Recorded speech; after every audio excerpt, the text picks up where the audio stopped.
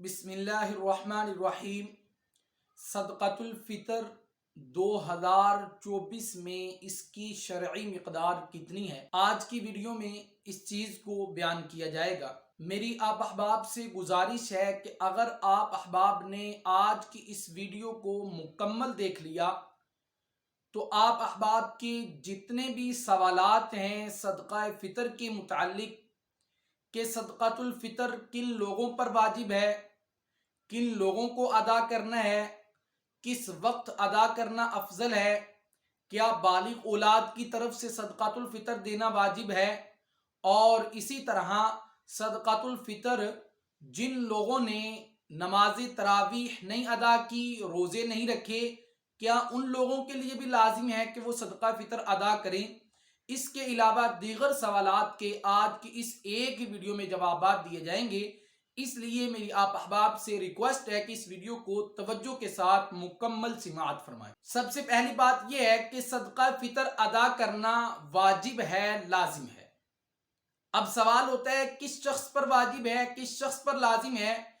تو فرمایا کہ جو صاحب نصاب شخص ہے اس پر واجب ہے، وہ چاہے مرد ہو یا چاہے عورت ہو۔ صاحب نصاب سے کیا مراد ہے؟ فرمایا کہ زکوٰۃ میں 4 چیزوں کا حساب لگایا جاتا ہے، لیکن صدقۃ الفطر میں 5 چیزوں کا۔ نمبر 1، سونا 7.5 تولے، چاندی 52.5 تولے، نقدی مال اور مال تجارت کا مال، اور اسی طرح نمبر 5 پر ضرورت سے زائد مال۔ ضرورت سے زائد مال کس کو کہا جاتا ہے؟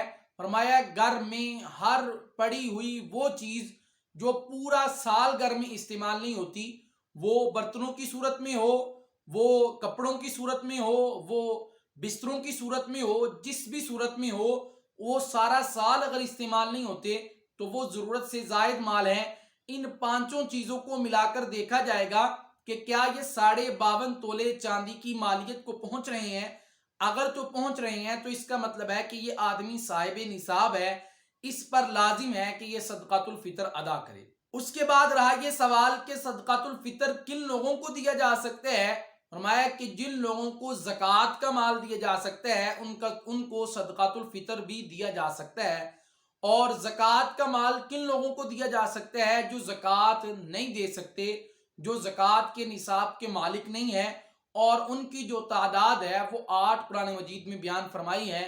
اس کو خلاصہ کلام یہ ہے کہ آپ غریب کو دے سکتے ہو، فقیر کو دے سکتے ہو، مسکین کو دے سکتے ہو، ان لوگوں کو آپ صدقۃ الفطر کا مال دے سکتے ہیں، اور کوشش کریں کہ آپ اپنے عزیز و اقارب میں پہلے ان لوگوں کو تلاش کریں اور پھر بعد میں دوسرے لوگوں کو دیں، اور اس کے بعد عزیز و اقارب کے بعد اپنے قرب و جوار میں جو مدارس ہیں ان کا خاص خیال رکھیں، وہاں پر پڑھنے والے بچوں کا خاص خیال رکھیں۔ اللہ تبارک و تعالی آپ احباب کو صدقۃ الفطر ادا کرنے کی توفیق عطا فرمائے۔ اس کے بعد رہا یہ سوال کہ جس شخص نے نماز تراویح نہیں ادا کی یا اسی طرح روزے نہیں رکھے، اس کی 2 صورتیں ہوں گی۔ ایک تو یہ ہے کہ اس شخص نے نماز تراویح اور روزے کسی شرعی عذر کی بنا پر چھوڑے ہیں، یا اس نے کسی شرعی عذر کی بنا پر نہیں چھوڑے۔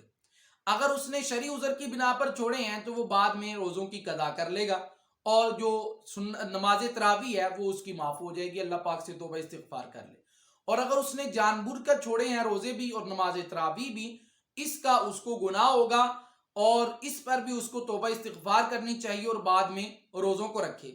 لیکن یہ بات بہرحال عیاں ہے کہ صدقۃ الفطر اور نماز تراویح کا، صدقۃ الفطر اور روزے کا اس طرح آپس میں کوئی تعلق نہیں ہے کہ روزے نہیں رکھے تو صدقۃ الفطر نہیں ادا کرنا، روزے نہیں رکھے پھر بھی صدقۃ الفطر ادا کرنا لازم ہے، واجب ہے۔ اس کے بعد رہا یہ سوال کہ صدقۃ الفطر کس وقت ادا کرنا افضل ہے؟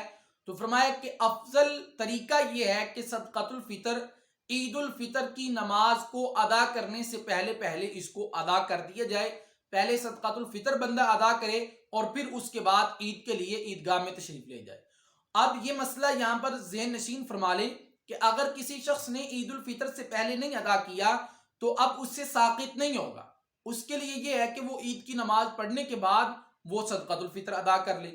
اگر اس نے ایسا بھی نہیں کیا، 1-2 دن مؤخر کر دیتا ہے، اس کو بعد میں یاد آیا یا اس کو کسی نے بعد میں بتایا کہ آپ کے اوپر صدقۃ الفطر واجب تھا یا آپ نے صدقۃ الفطر ادا کرنا تھا، تو اس صورت میں پھر بھی وہ صدقۃ الفطر ادا کرے گا، چاہے اس کے اوپر 2-3 ہفتے گزر جائیں، 2-3 دن گزر جائیں، صدقۃ الفطر ساقط نہیں ہوگا جب تک کہ وہ ادا نہیں کرے گا۔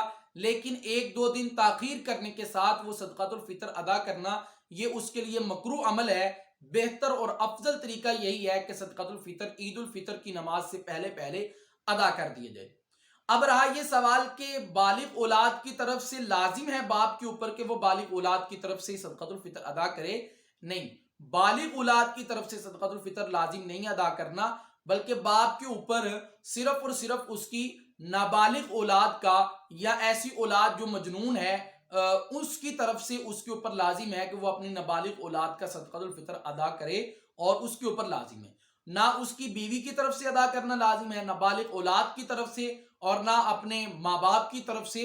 ہاں، ان کی اجازت کے ساتھ اگر ادا کر دیتا ہے تو تب ادا ہو جائے گا، ایسا نہیں ہے کہ ادا نہیں ہوگا، لیکن ان کو بتا دے۔ اب دوسری بات یہ ہے کہ ہمارے یہاں دیکھا گیا ہے کہ عورتیں بھی صاحب نصاب ہوتی ہیں، لیکن عورتیں جو ہے وہ صدقۃ الفطر اپنے مال سے نہیں دیتی۔ عورتوں کو چاہیے کہ اگر وہ صاحب نصاب ہیں تو زکوٰۃ بھی دیں۔ ایسا نہ ہو کہ آپ کا جو سونا ہے، چاندی ہے، اللہ رب العزت اس کو پگھلا کر کل قیامت کے دن آپ کے گلے میں اس کو ڈال دیں اور وہ آپ کے لیے عذاب کا باعث بن جائے۔ اس سے بچنے کے لیے بہتر یہی ہے کہ خدارہ ہوش کے ناخن لیں۔ اگر اللہ نے آپ کو مال دیا ہے تو آپ زکوٰۃ بھی ادا کریں، آپ صدقۃ الفطر بھی اپنے مال سے ادا کریں۔ آپ کے شوہر کے اوپر لازم نہیں ہے کہ وہ آپ کی طرف سے زکوٰۃ دے یا آپ کی طرف سے صدقۃ الفطر ادا کرے۔ اس کے بعد رہا یہ سوال کہ 2024 میں صدقۃ الفطر کی شرعی مقدار کتنی ہے، تو یہ توجہ کے ساتھ بات سمجھ لیجئے کہ سب سے 4 چیزیں ہیں: گندم، کھجور، جو اور کشمش۔ گندم جو ہے وہ نصف سا ہے، نصف سا کو کلو میں کیا جائے تو یہ 1.25 کلو احتیاطاً 2 کلو بنتا ہے۔ آپ کو یہاں پر مولانا الیاس گمن صاحب دامت برکاتہم العالیہ کے ادارے کی طرف سے شائع کردہ ایک پوسٹ نظر آ رہی ہوگی، یہاں پر بھی آپ اس کو دیکھ سکتے ہیں۔ تو اس کی جو مقدار ہے وہ آپ گندم بھی دے سکتے ہیں، 2 کلو آٹا بھی دے سکتے ہیں، اور اس کی قیمت بھی دے سکتے ہیں۔